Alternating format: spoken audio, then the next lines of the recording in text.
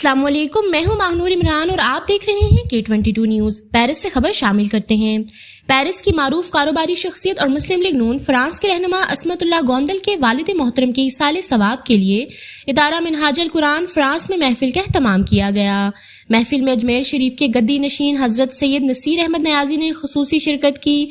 Programme میں نقابت کے فرائض جنرل سیکرٹری ادارہ منہاج القرآن فرانس طاہر عباس گرائیہ نے سر انجام دیے۔ پیرس کے معروف نعت خواں زاہد محمود چشتی اور حافظ معظم نے آقائے دو جہاں صلی اللہ علیہ وآلہ وسلم کے حضور نعت کا ہدیہ پیش کیا۔ محفل میں پاکستان کی سیاسی، سماجی، کاروباری اور مذہبی شخصیات نے کثیر تعداد میں شرکت کی۔ محترم علامہ حافظ اقبال نے والدین کی اہمیت اور فضیلت کو قرآن اور سنت کی روشنی میں بڑے جامع انداز میں بیان فرمایا۔